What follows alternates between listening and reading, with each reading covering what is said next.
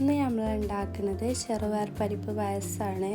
അതിന് വേണ്ടിയിട്ട് ആദ്യം നന്നായിട്ട് പാല് തിളപ്പിച്ചെടുക്കുക. 2 ലിറ്റർ പാലാണ് എടുത്തിട്ടുള്ളത്. പിന്നെ പരിപ്പൊന്ന് വറുത്തെടുക്കുക. പരിപ്പ് വറുത്തതിന് ശേഷമാണ് വേവിക്കുന്നത്. ഒരു കുക്കറിൽ പരിപ്പും കുറച്ച് വെള്ളവും മാത്രം ചേർത്താണ് വേവിക്കുന്നത്. ആ സമയത്ത് നമ്മൾ ശർക്കര പാനി ഉണ്ടാക്കുകയാണ്. ശർക്കര കുറച്ച് വെള്ളം വെച്ച് ചൂടാക്കി എടുക്കുകയാണ്. അതിന് ശേഷം നമ്മൾ തേങ്ങാപ്പാലാണ് ഉണ്ടാക്കുന്നത്.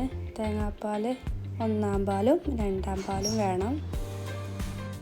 പായസത്തിന് ചേർക്കാനുള്ള മധുരം നമ്മൾ പൊടിച്ചിട്ടാണ് ചേർക്കുന്നത്.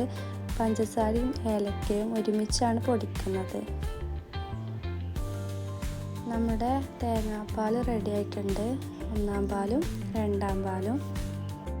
അപ്പോഴേക്കും നമ്മുടെ ചെറുപയർ പരിപ്പ് വെന്തിട്ടുണ്ട്. അത് നമ്മൾ നന്നായിട്ട് ഇളക്കി യോജിപ്പിക്കുകയാണ്. അതിന് ശേഷമാണ് അതിലേക്ക് ശർക്കര പാനി ഒഴിക്കുന്നത്. എന്നിട്ട് ഇത് നന്നായിട്ട് ഇളക്കി യോജിപ്പിക്കണം. അതിന് ശേഷമാണ് നമ്മളിതിലേക്ക് തേങ്ങാപ്പാൽ ചേർത്ത് ഇളക്കുകയാണ്. ആദ്യമായിട്ട് ചേർക്കുന്നത് നമ്മൾ 1-ാം പാലാണ്. പിന്നീടാണ് 2-ാം പാല് ചേർക്കേണ്ടത്. ആ സമയം നമ്മൾ കൈ എടുക്കാതെ ഇളക്കേണ്ടതുണ്ട്, അല്ലെങ്കിൽ അടിയിൽ പിടിക്കും.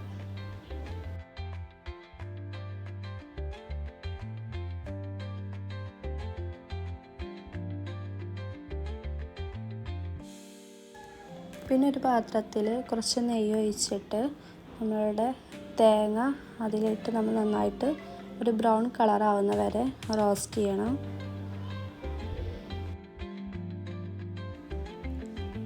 പിന്നീട് അതിലേക്ക് തന്നെ കാഷ്യൂ ഇട്ട് നമ്മൾ ബ്രൗൺ കളർ ആവുന്ന വരെ ഇളക്കി യോജിപ്പിക്കണം.